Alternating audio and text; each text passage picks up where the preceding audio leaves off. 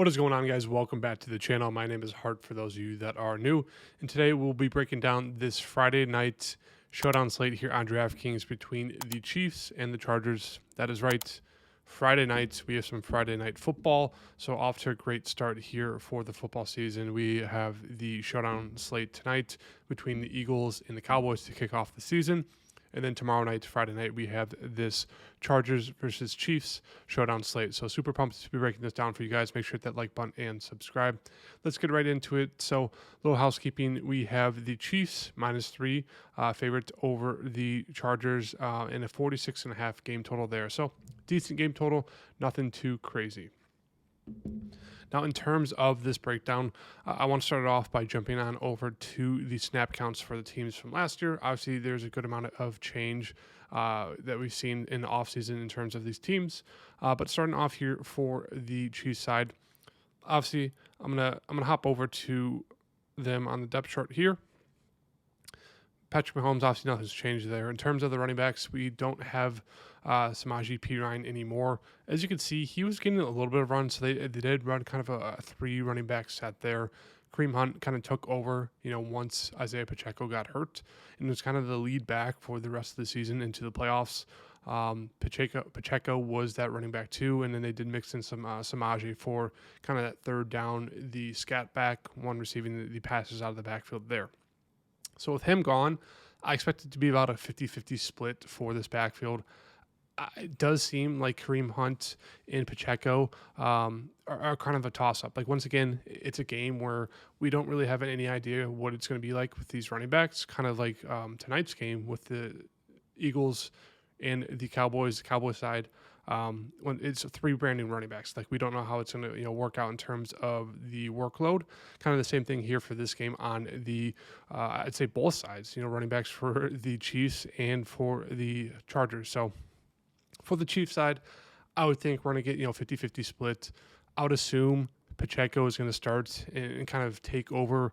Probably get up to that 60, maybe 70% range over the course of the season. But as of right now, I think we just split it as a 50-50 between the two backs. So I don't mind them. We'll get into them in a little bit. In terms of wide receiver, they don't have Justin Watson. He's one of the people that's gone. Same thing with DeAndre Hopkins. So pretty much wide receiver 1 going to be Isaiah Worthy with Rashid Rice on suspension. And then wide receiver 2 is going to be Marquise Brown, and then wide receiver 3 will be Juju Smith-Schuster. I think we expect, Worthy to play about 80-90% of the snaps. Marquise Brown, he's playing a good amount, close to 60% of the snaps. And he only had 4 games with him last year. He had a whole offseason to get better, so I would expect him to be wide receiver 2, see 70+% of the snaps. And that wide receiver 3 is probably going to be Juju. And then wide receiver 4, since Jalen Royals is out, I'd expect some Tyquan Thornton to mix in there, a guy we could take a shot at for some value, obviously super risky. In terms of the tight ends, Travis Kelce is going to see about 90% of the snaps. Obviously, he's old, kind of dusty, but still has some upside. He says he feels good. He just got engaged. Maybe that's a little bit of a boost. Maybe he's going to try a little bit harder to start this season. But in terms of tight end 2, Noah Gray will get a good amount of playing time. They do like to run a lot of 2 tight end sets. As you can see here, kind of across the board in terms of the snap counts, he was playing, 50+, 60+% of the snaps alongside Travis Kelce. So he is a guy we can take a shot on. And then moving on to the Chargers side here, obviously QB1, Justin Herbert. Nothing's changed there in terms of running backs. As I mentioned, brand new running backs, kind of like the Cowboys. We've Marion Hampton, the rookie that everyone's been hype about, Najee Harris, and then Hassan Haskins, who was there last year. So if we take a look at the Chargers side here, Dobbins was obviously the main back. They did have Gus Edwards, but then towards the end of the season, Hassan Haskins was kind of taking over a little bit there in terms of running back 3. They did kind of run like a 4 running backs at one time with, Kamani Vidal there as well. But it's just more of a head scratcher once again, kind of like the Cowboys, where it's like, do we know what's going to happen in terms of the running back usage split? Not really. I think, most people are assuming Omarion Hampton is going to take over, kind of be the main guy there, maybe get, close to 60% of the snaps. But once again, I think we could see a 50-50 split to start the season. I wouldn't be surprised if Hassan Haskins mixes in there for a couple of snaps too. So that is something to keep an eye out on. But in terms of wide receivers, obviously wide receiver 1 going to be Ladd McConkey. Wide receiver 2 is Quentin Johnson. And then we do have no more Josh Palmer, but we do have Mr. Keenan Allen as that wide receiver 3. And I do think Trey Harris and Keandre Lambert-Smith are viable guys that will mix in there. They didn't run a ton of 3 wide receiver sets last year. But I do expect kind of for that third wide receiver spot, maybe they'll run some more, 4 wide receiver sets just because of kind of the deep ball talent with Trey Harris, with Keandre Lambert-Stewart. Keenan Allen is up there in age, kind of be more of that slot guy. Quentin Johnson, one of those guys who did a lot better last year, but still has troubles catching the ball. So I do think we can maybe take some shots on these guys if we want to get different in terms of the slate. And then in terms of the tight ends, Will Dissly was kind of the main tight end for them, kind of to finish off the end of the year. Fisk played a little bit, but that was more so just blocking. Same thing with Stone Smart. Had a decent game here and there, but nothing too crazy in terms of that. But it's going to be Will Dissly. They did get Tyler Conklin from the Jets. He's a capable tight end.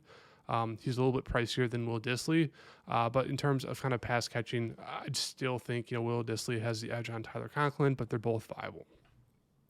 So jumping into this DraftKings side, let's start with Ladd McConkey at the top, 10.6. Obviously looks like a fantastic option here. Really, really like him. Not sure if I'll go to him in the flex, in the captain. As I mentioned, I like it a little bit unique since I only play 1, possibly 3 lineups. So maybe I'll have him in 1, but as of right now, going to put him in my flex just because obviously we know the upside with him. Wide receiver 1 should be one of the best wide receivers in the league once again this year. Was fantastic last year. And the guy you can move all around the field, can play X. He did really well at the X position, can play in the slot. Really, really good here. The only downside is not the highest total game in terms of game total, but also we know the Chiefs defense. They were really, really good last year. So this could be kind of an ugly slugfest game. We'll have to wait and see, but do really like Ladd McConkey there in the flex spot.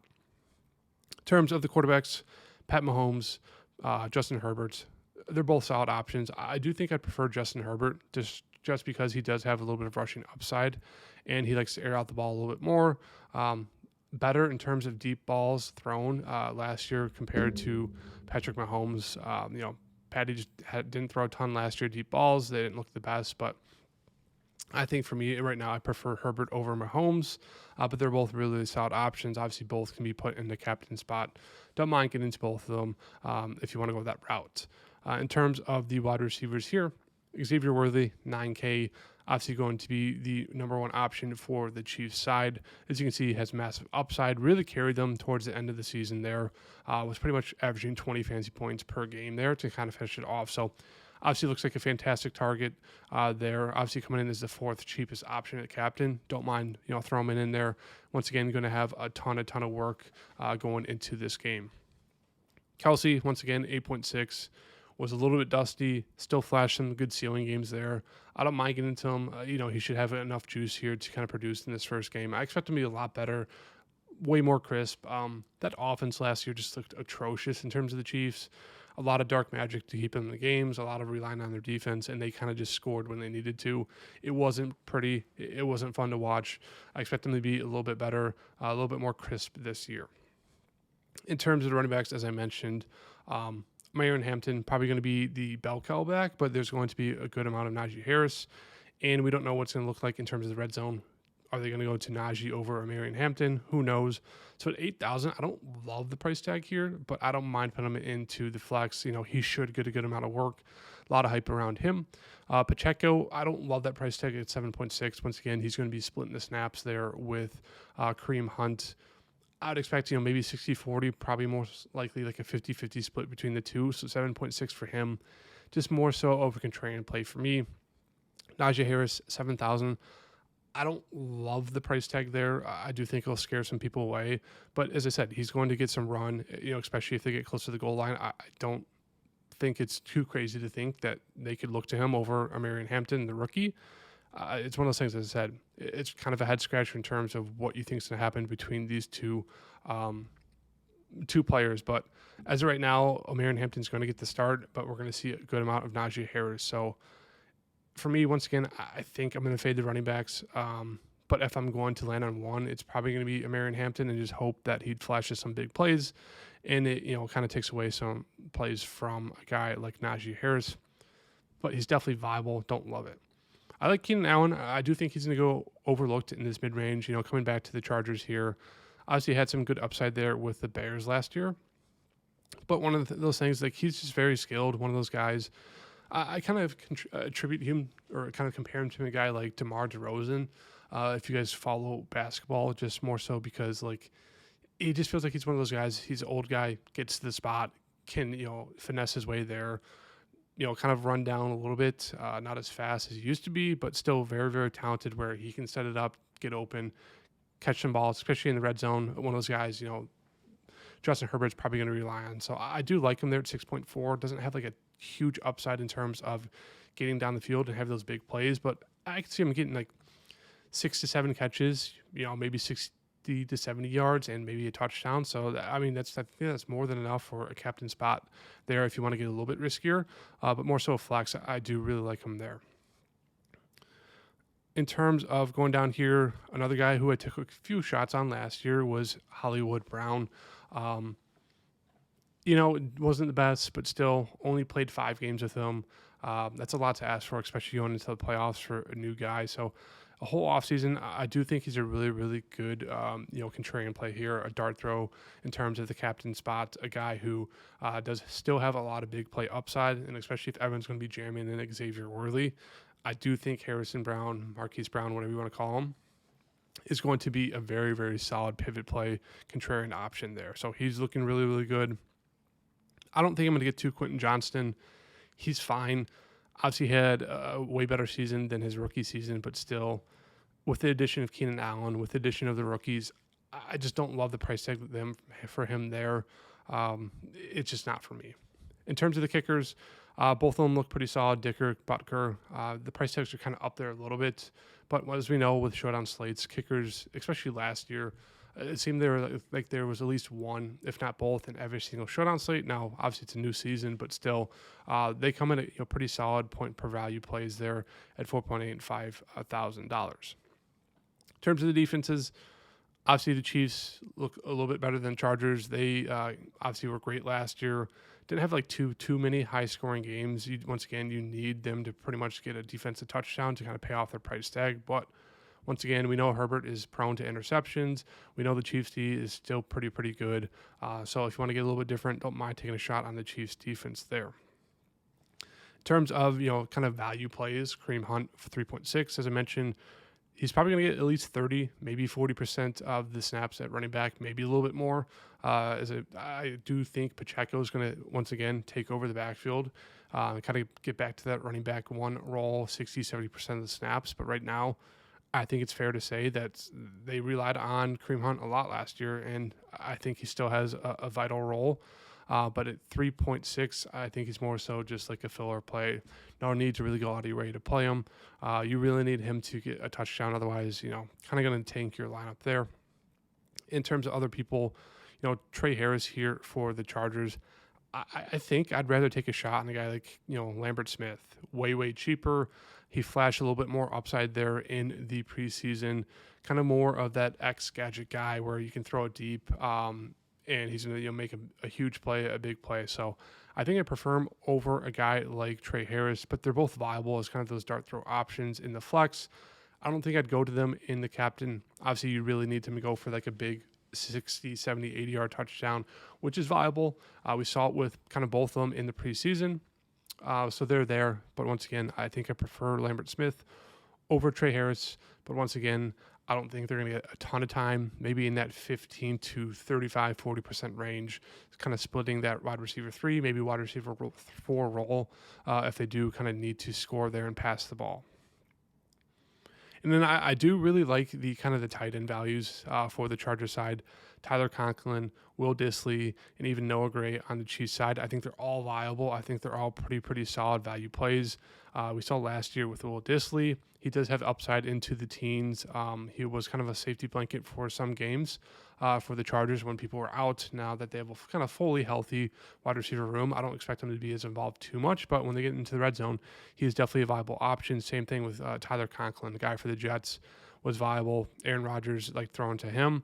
So I think they're both viable there, both coming at pretty solid value plays, cheap price tags in the flex. And same thing with Noah Gray, as I mentioned, going to be playing a lot alongside a guy like Travis Kelce, has some upside there. So I don't mind taking a shot on one of those three guys in terms of like value plays. If I had to pick one out of the three, I think Noah Gray is going to be your safest option just because he's kind of guaranteed those snaps. But when it comes to my favorite risky play of the three, I think it would be probably Tyler Conklin, just because I do think he's a little bit more talented than Will Dissly. But obviously we'll have to wait and see kind of what happens with the snap share and the snap count. In terms of the rest of the team here, I don't think there's anyone else you really need to take a dart throw on. I don't think I'd go to Hassan Haskins or Vidal or really anyone else here for either side. So once again, really like Ladd McConkey in the flex. If I'm looking towards a captain guy, I think right now for me personally, I think I'm deciding between a guy like Keenan Allen, getting super risky, or more so going with a guy like probably Hollywood Brown. I think those two, once again, for me, are kind of the captain plays I'm looking to go towards. And if that happens, let's just say for right now, we'll throw Hollywood Brown in the captain spot here.